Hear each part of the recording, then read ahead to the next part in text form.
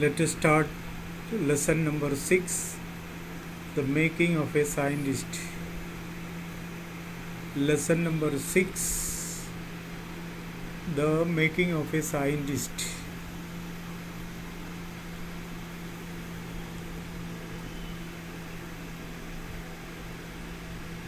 Richard Albright has received the Sale Scholar Award and the Scaring Plough Award for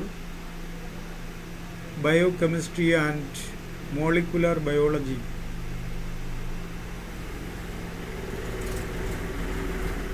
It was his fascination for butterflies that opened the world of science to him.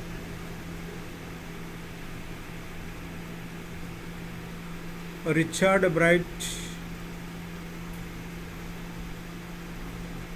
Awardee है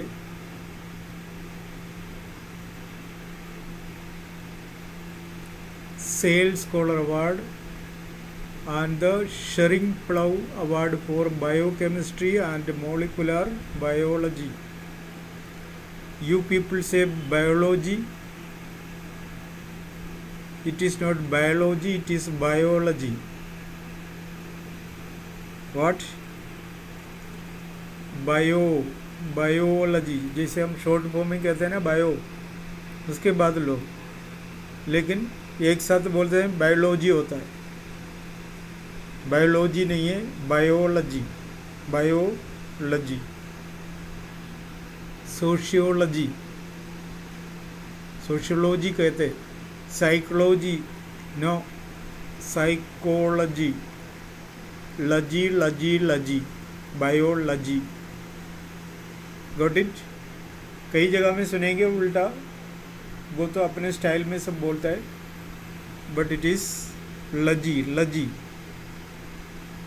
sociology नहीं है, sociology. Biology. Zoology, zoology कहते हैं, that is not correct. Zoology. India में eastern area के लोग बोलते हैं जूलॉजी, और नॉर्थ इंडिया में भी बोलते हैं zoology, because Z for zebra, zoo इत्यादि कहते हैं. It is zebra and it is zoo, so it is zoology. Biology. Okay.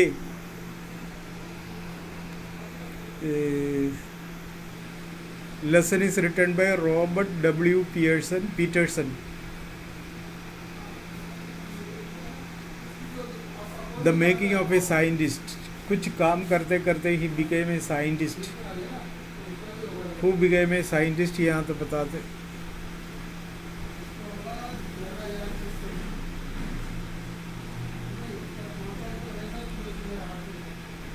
Introduction में ही बताया कि बस कौन है, उसको अवार्ड मिला, क्या उसको एक साइंटिस्ट बनाने का कारण बना. All these things we will get from the box introduction.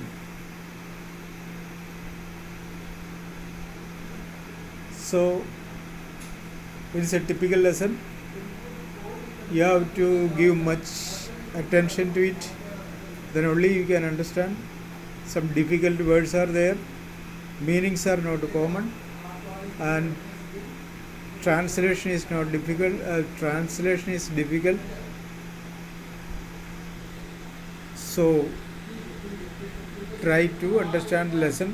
Possibility is there to ask questions for the final examination. At the age of 22, a former scout of the year excited the scientific world with a new theory on how cells work. 22 का as में ये farmer scout of the year, जो scout होता है ना, जो paramilitary का और पुलिस का एक scout section, farmer scout of the year, excited means उत्साह से भर गया. The scientific world with a new theory. उसने देश को, दुनिया को एक नया थियरी दिया ऑन हाउ सेल्स वर्क, कोशिका काम कैसे करता है। Richard H एब्राइट and his college roommate explained the theory in an article in the Proceedings of the National Academy of Science। यह आर्टिकल का नाम है लेख। आर्टिकल है ना लेख, ये आंधी वाला आर्टिकल नहीं है, दूसरा आर्टिकल जो अखबारों में जो लिखा हुआ आता है। अखबार में जो भी विशेष करके पर्टिकुलर कॉलम में लिखा जाता है दैट इज़ कॉल्ड आर्टिकल। किसी सब्जेक्ट के बारे में कुछ एक्सप्लेन करके लिखना।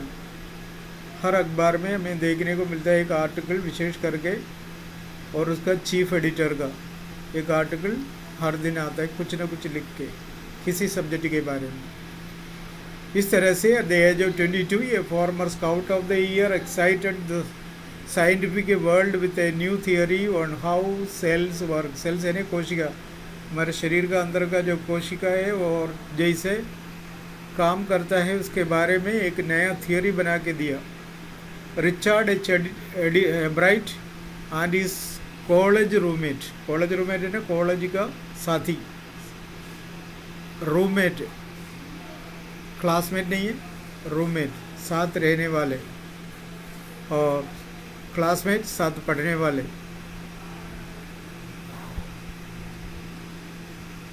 एक कॉलेज रूममेट, वो दोनों मिलकर explain the theory in an article. ये दोनों मिलकर एक आर्टिकल में इसके बारे में लिखा। वो आर्टिकल का नाम है in the proceedings of the national Academy of science. Proceedings of the national Academy of science.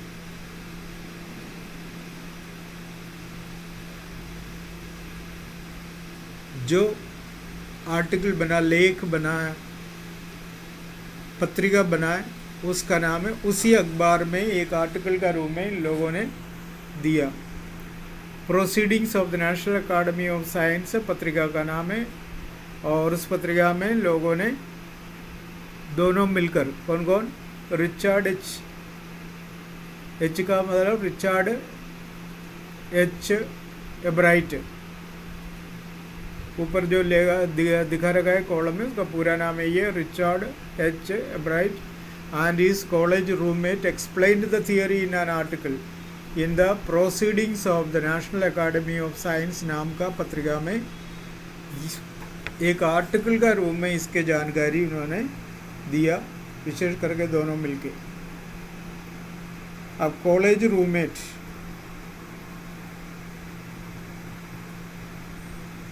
Importance है, ध्यान देना, ऑब्जेक्टिव टाइप में आ सकता है। एब्राइट के किसके साथ वो मिलकर वो आर्टिकल पत्रिका में दिया है। ये राजस्थान पत्रिका नहीं, न्यूज़पेपर को कहता है, या कोई ऐसे मतलब अखबार का नाम है, पत्रिका का नाम है, ये राजस्थान पत्रिका नहीं है, वो अलग। It was the first time this important scientist journal had ever published the work of college students.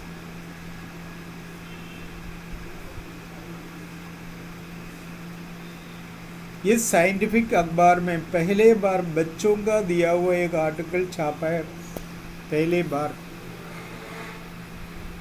वैसे बच्चे कुछ लिख के दिया तो कौन छापने वाला है, कौन सा अखबार वाला छापेगा। So it was the first time this important scientific journal, ये पत्रिका साइंटिफिक जर्नल है, बताया National Academy of Science journal है ना पत्रिका, had ever published the work of college student। College students का आर्टिकल छपने वाला पहला जो पत्रिका है ये scientific journal. In sports that would be like making the big leagues at the age of 15 and hitting a home run your first time at bat। Sports में अपन को देखने को मिलता है that would be like making the big league, league है ना group, at the age of 15 and hitting a home run your first time at bat। और उसमें कोई 15 साल के उम्र में कोई मतलब खेल करके अच्छा मतलब नाम कमाए तो उसकी बात अब इसमें आ जाता है। वो कॉलेज का स्टूडेंट है तो भी आ जाएगा, लेकिन कॉलेज स्टूडेंट के द्वारा लिखा हुआ एक बात पहले बार ये अप्लाई करने वाला पहला तो पत्रिका आई है। For Richard bright it was the first in a long string of achievements. लेकिन रिचर्ड के लिए पहला अचीवमेंट का एक हिसाब किताब है, उपलब्धि। अचीवमेंट्स का मतलब इन साइंस के बारे में एक नया उपलब्धि है उसके लिए। एंड अदर फील्ड, साइंस से जुड़े हुए अन्य फील्ड भी इसमें आ जाता। And it all started with butterflies. ये सब कुछ बटरफ्लाई से शुरू हुआ। It was an achievement in his life.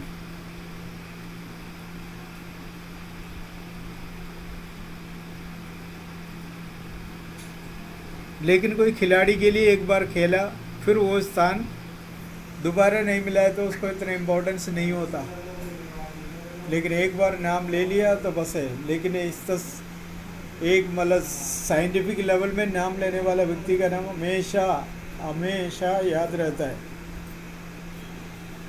15 साल का एक बच्चा एक मतलब मैच में रिकॉर्ड तोड़ दिया। वो नॉर्मल खेल होता है, उसमें लेवल नेशनल इंटरनेशनल लेवल में होता तो वो तो फेमस हो जाता। बाकी उससे भी कितने अच्छे अच्छे खिलाड़ी लोग हैं जो लोकल, लेकिन उसको कौन सा अखबार वाला ध्यान देता है। यही है बस, या तो हम खुद कुछ मैसेज डालना चाहें तो उसके लिए पैसा देना पड़ता है, ऐसा भी होता है। लेकिन अच्छी अच्छी बातें अखबार वाले तो यूं ही छाप लेते हैं। An only child, Albright grew up north of Reading, Pennsylvania. Reading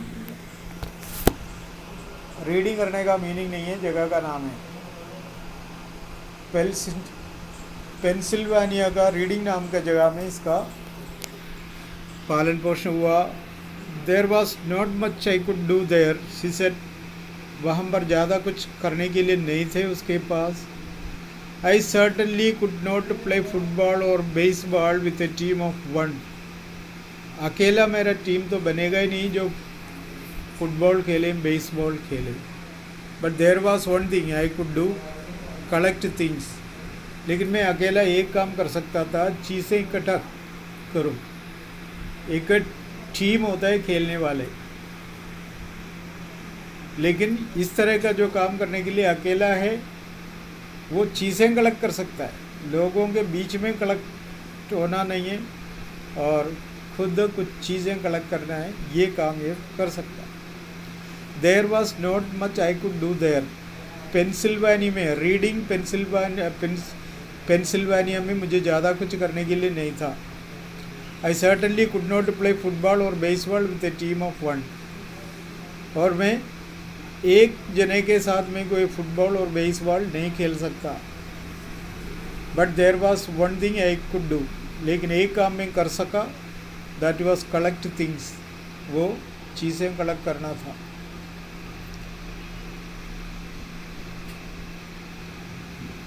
तो जो का नाम उसने कमाया तो अकेला ही कमाया, उसका सपोर्ट करने के लिए भी कोई थे। उसमें सबका तो कोई स्पिरिट नहीं होता। अगर फुटबॉल खेलना है तो टोटल टीम होता है, और दूसरा बेसबॉल खेलना है उसमें भी टीम होता है।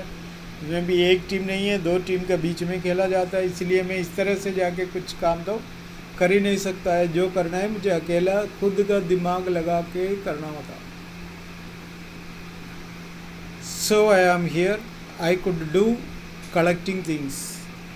मैं चीज़ें कलेक्ट करने में सफल हो गई। पहले बोला तो थोड़ा थोड़ा करके आइडिया लगा के सावधानी से पढ़ें। डेली का काम डेली करते रहें तो आप लोगों को लास्ट में कोई तकलीफ़ नहीं होगी बातों को याद रखने में। मैंने पहले बोला, अभी से पढ़ के रहें। एग्ज़ाम का टाइम नज़दीक आते समय एक बार रीडिंग मारें तो पूरा एक बार फिर याद हो जाए। ऐसे पढ़ें, ये नहीं है आज रीड करके छोड़ दिया और कल भूल गया। ऐसा है तो फिर लास्ट में फिर बैठ के पूरा रटना पड़ेगा। ओके।